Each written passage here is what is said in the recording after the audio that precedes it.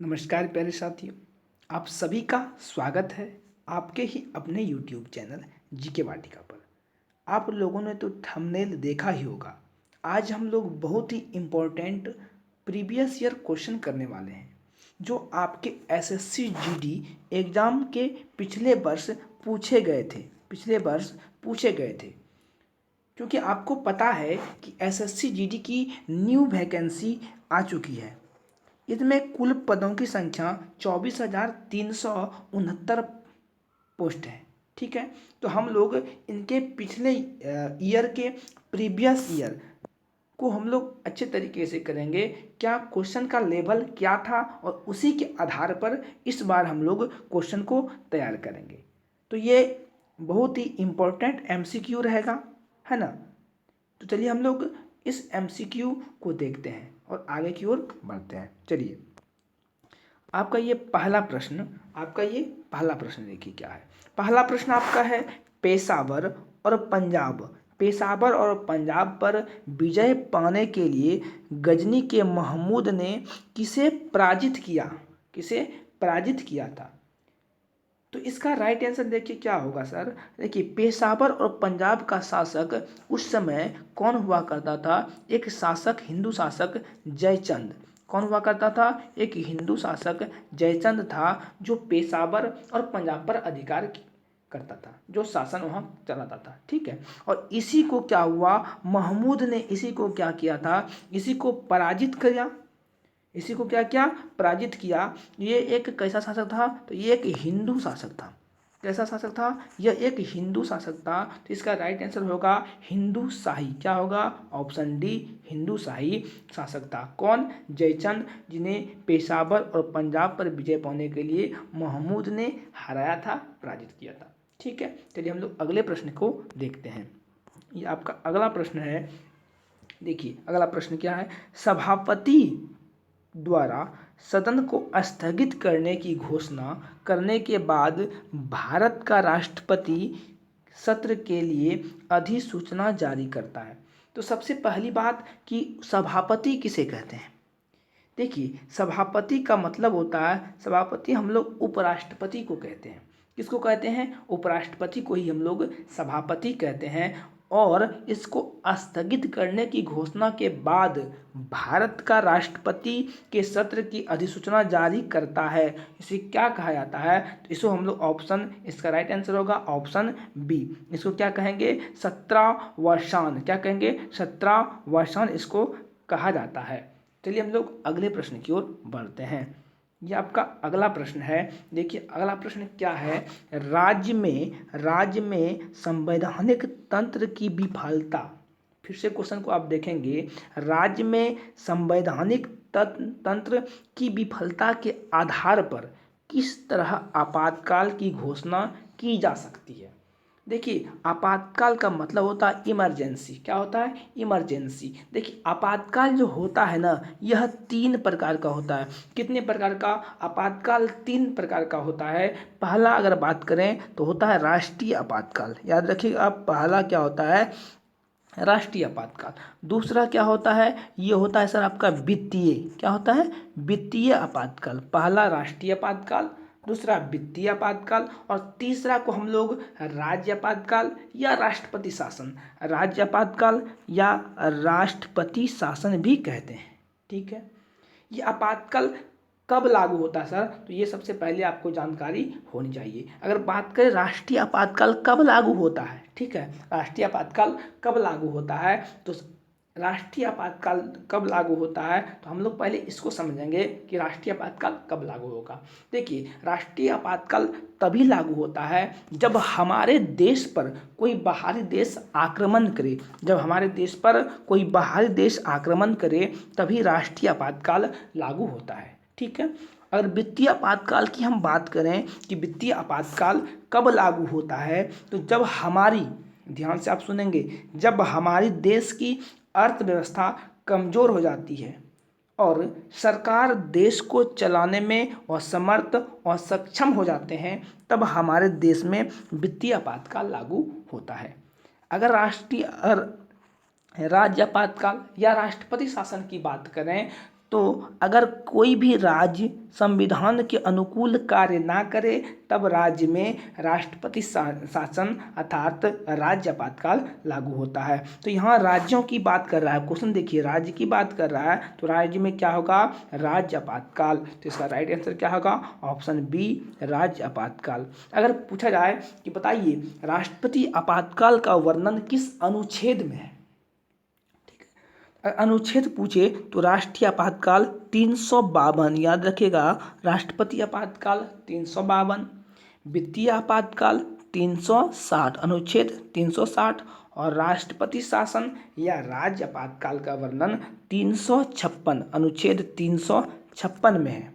अगर पूछे कि बताइए राष्ट्रीय आपातकाल का वर्णन किस भाग में है, तो ये तीनों जो आपातकाल होता है ना सर, ये तीनों का जो भाग है ये है भाग 18, याद रखिएगा भाग 18। चाहे आपसे राष्ट्रीय आपातकाल पूछे भाग 18 में, वित्तीय भी भाग 18 और राष्ट्रपति शासन या राज्य आपातकाल भी भाग 18 में वर्णित है। चलिए हम लोग अगले प्रश्न की ओर बढ़ते हैं। ये आपका अगला प्रश्न है, प्रशासनिक अधिकरण किस अनुच्छेद से संबंधित है। देखिए प्रशासनिक अधिकरण क्या होता है सर, हमारे देश में यातायात जो होता है, हमारे देश में की अर्थव्यवस्था जो चलती है उसके देखरेख करने के लिए जो अधिकरण व्यवस्थित किया गया है उसी को हम लोग प्रशासनिक अधिकरण कहते हैं। यही पूछा जा रहा है कि इसका वर्णन किस अनुच्छेद में है ना, भूमि सुधार हो, है ना, आयात निर्यात हो, इसके देखरेख के लिए एक संस्था होती है जिसे प्रशासनिक अधिकरण हम लोग कहते हैं। इसका वर्णन जो है ना सर, इसका वर्णन आपका अनुच्छेद 323 में किया गया है, अनुच्छेद 323। कहीं कहीं आपको अनुच्छेद 323 का ए भी देखने को मिलेगा, तो इसका राइट आंसर ऑप्शन डी हो जाएगा, आर्टिकल 323। ठीक है, चलिए हम लोग अगले प्रश्न की ओर बढ़ते हैं। ठीक है, हम लोग अगले प्रश्न की ओर बढ़ते हैं। ये आपका अगला प्रश्न है, चलिए अगला प्रश्न को हम लोग देखते हैं। अगला प्रश्न है, रेड क्लिप रेखा, रेड क्लिप रेखा किन देशों के बीच सीमा का सीमांकन करती है। रेड क्लिप रेखा बहुत ही इंपॉर्टेंट क्वेश्चन है सर, आप ट्रिपल स्टार लगा लीजिएगा, बहुत ही इंपॉर्टेंट क्वेश्चन है, डायरेक्ट ऐसे सब क्वेश्चन एग्जाम में छपते हैं। ठीक है ना सर, चलिए हम लोग देखते हैं रेड क्लिप रेखा को। ठीक है, तो रेड क्लिप रेखा जो है किन देशों के बीच सीमा का निर्धारण करती है। ठीक है, तो देखिए अगर हम आपका अपना प्यारा सा भारत का छोटा सा मैप बना दें तो देखिए ये वाला हमारा प्यारा देश भारत है, आपको पता ही है कि हमारा देश बहुत ही महान है, प्यारा है। ठीक है, और इस तरफ हमारे कौन सा देश है, इस तरफ पाकिस्तान है। ठीक, तो भारत और पाकिस्तान का जो बीच का जो सीमा ये वाला है ना, ये वाला सीमा, इसी को ना सर हम लोग कहते हैं रेड क्लिप। क्या कहते हैं, रेड क्लिप। तो रेड क्लिप लाइनें या रेखा भारत और पाकिस्तान के बीच स्थित है, जिसका राइट आंसर होगा ऑप्शन बी। क्या होगा, ऑप्शन बी। अगर हम बात करें भारत और चीन, ये वाला चीन है, ये वाला क्या है, चीन है। भारत और चीन के बीच कौन सी लाइनें खींची गई है, तो ये वाली जो लाइन है इसी को कहते हैं मैकमोहन। क्या कहते हैं, मैकमोहन। क्या कहते हैं, मैकमोहन। अगर बात करें भारत और अफगानिस्तान के बीच कौन सी लाइन है, ये वाली भारत और अफगानिस्तान के बीच कौन सी लाइन है, तो ये आपका हो जाएगा डुरंड रेखा। क्या होगा, डुरंड रेखा, डुरंड रेखा। चलिए हम लोग अगले प्रश्न की ओर बढ़ते हैं। चलिए हम लोग अगले प्रश्न की ओर बढ़ते हैं। अगला प्रश्न, निम्नलिखित मुगल राजाओं में से किसने राजा राम मोहन राय को अपनी दूत बनाकर लंदन भेजा था। कहाँ भेजा था, लंदन भेजा था। तो आइए देखते हैं इसका राइट आंसर क्या होगा। देखिए जो अकबर था ना, अकबर ने ही अपना केस के सिलसिले में, किसके सिलसिले में, अपना केस के सिलसिले में राजा राम मोहन राय को कहाँ भेजा था, तो इसको लंदन भेजा था। कहाँ भेजा था, तो इसको लंदन भेजा था, याद रखिएगा। अकबर ने राजा राम मोहन राय को अपने केस के सिलसिले में लंदन भेजा था, जिसका राइट आंसर ऑप्शन सी हो जाएगा, अकबर। इससे और एक इम्पोर्टेंट क्वेश्चन बनता है कि राजा राम मोहन राय ने किसकी स्थापना की, तो राजा राम मोहन राय ने ही ब्रह्म समाज, याद रखिएगा, ब्रह्म समाज की स्थापना की थी। किसने की थी, तो राजा राम मोहन राय ने ही ब्रह्म समाज की स्थापना की थी। चलिए हम लोग अगले प्रश्न की ओर बढ़ते हैं। ठीक है, चलिए हम लोग अगले प्रश्न को देखते हैं। आइए अगला प्रश्न है, भारतीय राष्ट्रीय कांग्रेस के पहले सत्र की अध्यक्षता किसने की थी? भारतीय राष्ट्रीय कांग्रेस बहुत ही इंपॉर्टेंट है, ठीक है क्वेश्चन। तो देखते हैं भारतीय राष्ट्रीय कांग्रेस की पहले सत्र की अध्यक्षता किसने की थी। देखिए सबसे पहले अगर बात करें कि भारतीय राष्ट्रीय कांग्रेस की स्थापना कब की गई, तो इसकी स्थापना 1885 ईस्वी में किया गया था। याद रखिएगा, भारतीय राष्ट्रीय कांग्रेस की स्थापना 1885 ईस्वी में किया गया था। किसने किया था? तो इसका आंसर होगा ए ओ ह्यूम। किसने किया था? तो ए ओ ह्यूम ने इसकी स्थापना की थी। अगर बात करें इसकी सबसे पहली अध्यक्षता किसने की थी, इसकी सबसे पहली अध्यक्षता WC बनर्जी, याद रखिएगा, उमेश चंद्र बनर्जी, WC बनर्जी ने इसकी सबसे पहली अध्यक्षता की थी। तो इसका राइट आंसर होगा option C, WC Banerjee, Umesh Chandra Banerjee. चलिए हम लोग अगले प्रश्न की ओर बढ़ते हैं। अगला प्रश्न, सुभाष चंद्र बोस ने निम्नलिखित में से किस पार्टी की स्थापना की? ये भी बहुत इंपॉर्टेंट क्वेश्चन है सर, ध्यान से देखिएगा। सुभाष चंद्र बोस ने निम्नलिखित में से किस पार्टी की स्थापना की? तो आपको पता होना चाहिए कांग्रेस, देखिए है ना, कांग्रेस देखिए इसकी स्थापना जो है ना सुभाष चंद्र बोस ने फॉरवर्ड ब्लॉक, इसका राइट आंसर होगा ऑप्शन डी, फॉरवर्ड ब्लॉक की स्थापना किसने किया था? इसकी स्थापना सुभाष चंद्र बोस ने फॉरवर्ड ब्लॉक की स्थापना की थी, याद रखिएगा। चलिए हम लोग अगले प्रश्न की ओर बढ़ते हैं। ये आपका अगला प्रश्न देखिए, प्रसिद्ध कृति आनंद मठ किसके द्वारा लिखी गई है?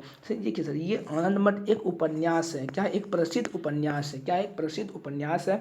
ये जो है ना सर, यह आनंद मठ बंकिम चंद्र चटर्जी, याद रखिएगा, आनंद मठ किसके द्वारा रचित या लिखा गया है? इसका राइट आंसर क्या होगा? बंकिम चंद्र चटर्जी के द्वारा लिखा गया है, ठीक है। चलिए हम लोग अगले प्रश्न की ओर बढ़ते हैं। अगला प्रश्न देखिए क्या है, निम्नलिखित में से किस ग्रह को सूर्य का चक्कर लगाने में सबसे अधिक समय लगता है? ये भी इंपॉर्टेंट क्वेश्चन है, कई बार पूछा गया है, ठीक है। तो हम लोग देखते हैं। देखिए आपको यह बात पता होनी चाहिए कि हमारा सूर्य के चारों ओर सभी ग्रह यानी 8 ग्रह क्या कर रहे हैं? चक्कर लगा रहे हैं। क्या कर रहे हैं? चक्कर लगा रहे हैं। तो 8 ग्रह हमारे सूर्य के चारों ओर चक्कर लगा रहे हैं, ठीक है। अगर हम बात करें ग्रह की, तो सबसे नज़दीक में कौन सी ग्रह है, सबसे दूर में कौन सी ग्रह है ना? अगर सबसे नज़दीक सूर्य का सबसे निकट ग्रह की बात करें, तो ये जो आपका नज़दीक देख रहे हैं, ये आपका बुध ग्रह है। बुध के बाद आपका होता है शुक्र, शुक्र के बाद आपका होता है, ठीक है, पृथ्वी। शुक्र के बाद क्या होता है सर? पृथ्वी होता है। पृथ्वी के बाद क्या होता है? पृथ्वी के बाद आपका होता है मंगल, मंगल के बाद बृहस्पति, बृहस्पति के बाद शनि, शनि के बाद होता है अरुण, और सबसे अंतिम वाला जो होता है यही है आपका वरुण, इसी को नेपच्यून भी कहते हैं। तो आपको यह बात पता होना चाहिए कि देखिए जो सबसे नज़दीक रहेगा तो वो सूर्य का चक्कर सबसे कम दिनों में लगाएगा, और जो सबसे दूर रहेगा उसका रास्ता लंबा होगा और वो सूर्य का चक्कर सबसे अधिक दिनों में लगाएगा। तो सूर्य का सबसे अधिक दिनों में चक्कर लगाने वाला ग्रह कौन सा होता है? तो नेपच्यून होगा, ऑप्शन डी। क्या होगा? नेपच्यून होगा, ऑप्शन डी। अगर बुध की बात करें तो बुध सूर्य का सबसे कम दिनों में चक्कर लगाता है, मात्र 88 दिनों में। मात्र कितने दिनों में? तो मात्र 88 दिनों में, याद रखिएगा। चलिए हम लोग अगले प्रश्न की ओर बढ़ते हैं। चलिए अगले प्रश्न को देखते हैं। अगला प्रश्न है, 1556 में पानीपत की दूसरी लड़ाई अकबर ने किसको हराया था? अकबर ने किसको हराया था? देखिए पानीपत युद्ध में, पानीपत का 3 युद्ध हुआ था, प्रथम युद्ध, द्वितीय युद्ध और तृतीय युद्ध, ठीक है। तो पानीपत की द्वितीय युद्ध में किसको हराया था अकबर ने? किसको हराया था? इसका राइट आंसर क्या होगा? देखिए ये युद्ध जो है ना, पानीपत की दूसरा युद्ध 1556 में हुआ था, याद रखिएगा 1556 में हुआ था। ये किसके किसके बीच हुआ था? तो यह अकबर, किसके बीच? यह अकबर और एक उत्तर भारत का हिंदू शासक था जिसका नाम था हेमचंद्र विक्रमादित्य। हेमचंद्र विक्रमादित्य, इसी को हम लोग हेमू भी कहते हैं। क्या कहते हैं? हेमू कहते हैं। तो अकबर और हेमचंद्र विक्रमादित्य यानी हेमू के बीच ये पानीपत की दूसरी लड़ाई लड़ी गई थी। जिसमें से हेमचंद्र हार गया था और अकबर जीता था। ठीक है, जीता था। तो इसका राइट आंसर क्या होगा आपका ऑप्शन सी, हेमू विक्रमादित्य को अकबर ने हराया था। ठीक है, चलिए लोग अगले प्रश्न की ओर बढ़ते हैं। आपका ये अगला प्रश्न है, 1540 में कन्नौज की लड़ाई शेरशाह और किसके बीच लड़ी गई थी?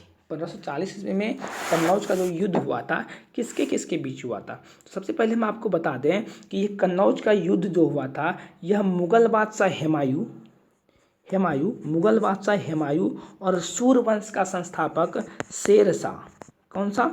शेरशाह के बीच ये युद्ध लड़ी गई थी। और इस युद्ध में शेरशाह ने हुमायूं को बुरी तरह से पराजित किया था। क्या किया था? पराजित किया था। इसमें शेरशाह की विजयी हुई थी। ठीक है, और इस युद्ध के बाद हुमायूं को भारत छोड़ने के लिए शेरशाह ने छोड़ने के लिए पूरा अग्रसर कर दिया था। ठीक है, चलिए हम लोग अगले प्रश्न की ओर बढ़ते हैं। इसका राइट आंसर क्या हो जाएगा? Humayun, option B. ठीक है, चलिए हम लोग अगले प्रश्न को देखते हैं। अगला प्रश्न है, ऑस्ट्रेलिया में उष्णकटिबंधीय चक्रवात को क्या कहते हैं? ठीक है, उष्णकटिबंधीय चक्रवात को क्या कहते हैं? देखिए, ये चक्रवात जो होता है सर, यह वायुमंडलीय प्रेशर के कारण होता है। चक्रवात जिसको हम लोग साइक्लोन कहते हैं, क्या कहते हैं? साइक्लोन कहते हैं। यह आपका समुद्री क्षेत्र में देखे जाते हैं। ठीक है, चक्रवात तो सब क्षेत्र के अलग अलग चक्रवात को अलग अलग नामों से जाना जाता है। तो ऑस्ट्रेलिया का पूछ रहा है, तो ऑस्ट्रेलिया के उष्णकटिबंधीय चक्रवात को हम लोग विली विली कहते हैं। याद रखिएगा, बहुत इंपॉर्टेंट क्वेश्चन है ये, चक्रवात वाला बहुत ही इंपॉर्टेंट है। विली विली क्या कहते हैं? विली विली कहते हैं। ठीक है, अगर ये बात करें हरिकेन कहाँ का है, तो हरिकेन जो है ना यूएसए में आने वाली चक्रवात को हरिकेन कहते हैं। क्या कहते हैं? हरिकेन कहते हैं। ये टाइफून की बात करें तो टाइफून कहाँ का चक्रवात होता है? तो ये जापान, कहाँ का होता है? जापान में आने वाले चक्रवात को क्या कहते हैं? टाइफून कहते हैं। याद रखिए, टाइफून कहते हैं। ऑस्ट्रेलिया के चक्रवात को बिली बिली कहते हैं। चलिए हम लोग अगले प्रश्न की ओर बढ़ते हैं। अगला प्रश्न है, निम्नलिखित चट्टानों में से किसमें जीवाश्म की संभावना नहीं होती है? जीवाश्म का मतलब होता है जीव का अंश। जीवों का अंश को ही जीवाश्म कहते हैं। जीवों का अंश को ही हम लोग क्या कहते हैं? जीवाश्म कहते हैं। ठीक है, जीवों का अंश को ही हम लोग जीवाश्म कहते हैं। तो देखिए, आपको पता है कि चट्टान का निर्माण कैसे होता है? तो चट्टान का निर्माण जो होता है सर, यह ज्वालामुखी के निकलने से होता है। चट्टान का निर्माण ज्वालामुखी के निकलने से होता है। किसके निकलने से होता है? तो ज्वालामुखी के निकलने से होता है। ठीक है, ये चट्टान जो है ना सर, ये चट्टान 3 प्रकार का होता है। चट्टान 3 प्रकार का होता है। ठीक है, चट्टान का निर्माण ज्वालामुखी के निकलने से होता है। तो चट्टान देखिए कैसे बनता है। ज्वालामुखी के निकलने से सबसे पहले जो चट्टान बनता है उसको कहते हैं अग्नेय चट्टान। क्या कहते हैं? अग्नेय चट्टान। उसके बाद जो चट्टान बनता है, ये अग्नेय चट्टान को ही टूटने घिसने से जो चट्टान बनता है उसे कहते हैं अवसादी चट्टान। क्या कहते हैं? अवसादी चट्टान। और जब अवसादी चट्टान या अग्नेय चट्टान अधिक तापमान और अधिक दाब के संपर्क में आता है, तब यह क्या बनता है? तब इसी को कहते हैं रूपांतरित या कयांत्रित चट्टान। रूपांतरित या कयांत्रित चट्टान का निर्माण होता है। तो देखिए, जब ये ज्वालामुखी निकलती है तो इसकी गर्म लावा के कारण जितने जीव का अंश यानी जीव जंतु पेड़ पौधे होते हैं वो सभी क्या होते हैं? जल जाते हैं।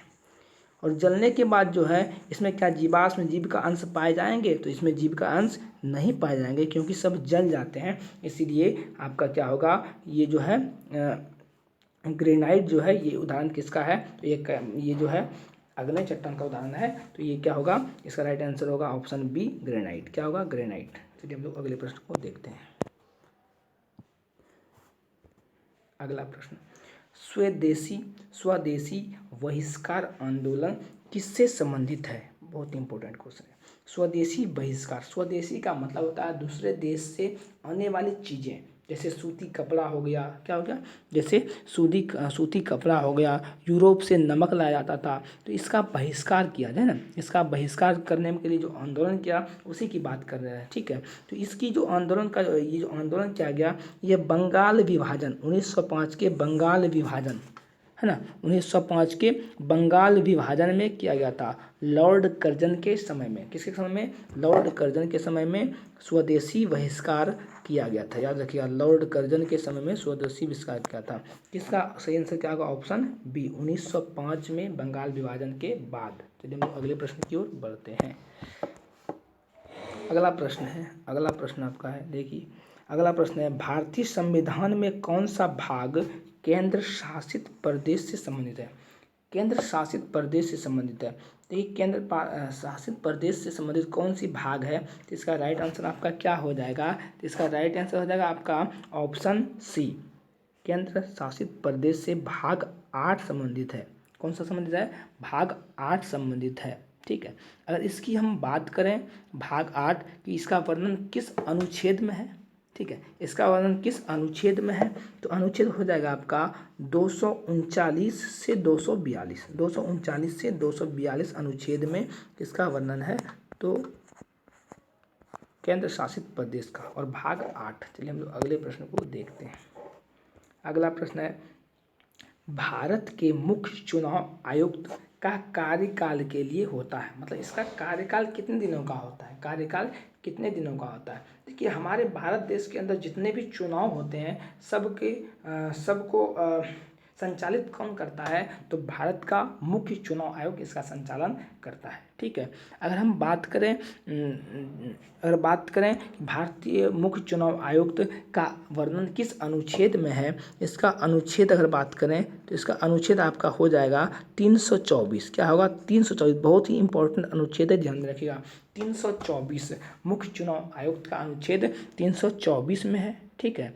और इसका जो काल होता है सर, इसका जो कार्यकाल होता है वो क्या होता है? 65 वर्ष आयु तक या 6 वर्ष। अगर कहने का मतलब ये हुआ 65 वर्ष या 6 वर्ष में जो पहले पूरा हो जाए, 65 वर्ष या 6 वर्ष में जो पहले पूरा हो जाए। इसका मतलब ये हुआ अगर आपका एज 63 वर्ष है, ठीक है, और 63 वर्ष की उम्र में आप मुख्य चुनाव आयुक्त बनते हैं, आपका काल कितने दिनों का होगा?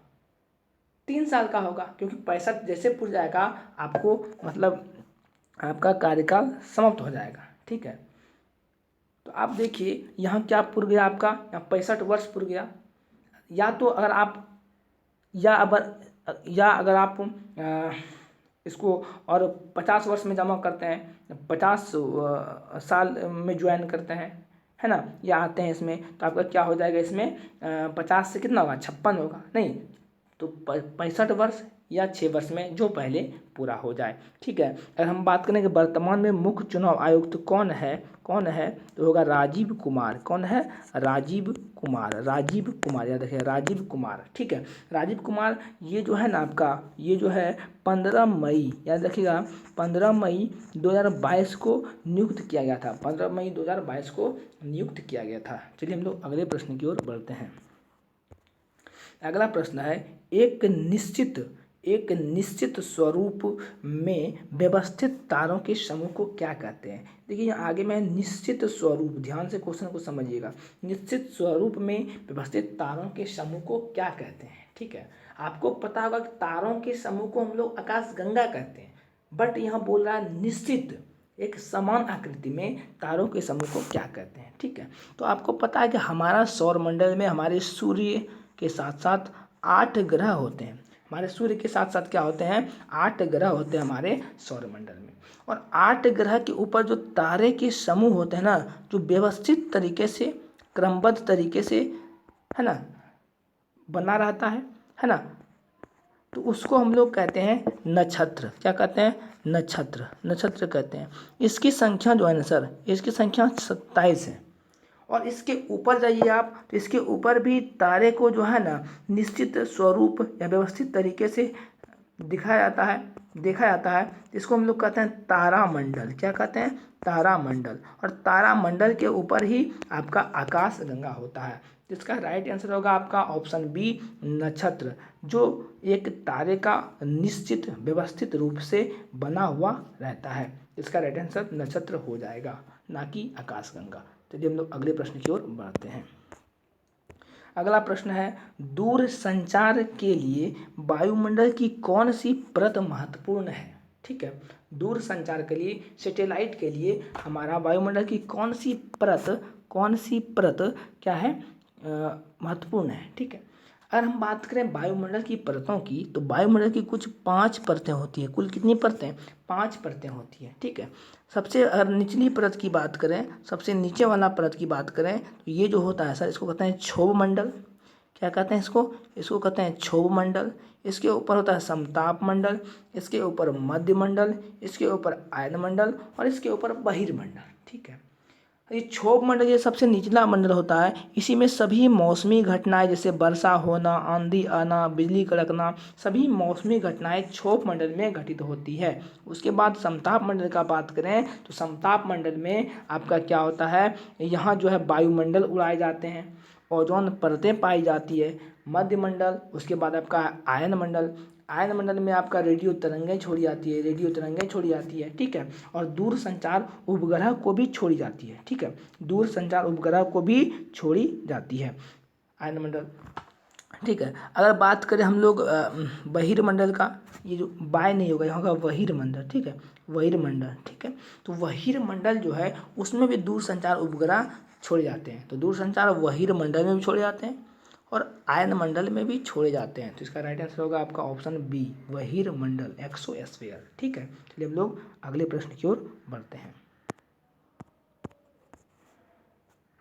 आज के लिए इतना ही। आगे हम लोग और इसी तरीके के प्रीवियस ईयर क्वेश्चन को लेके आएंगे। आज के लिए इतना ही, धन्यवाद।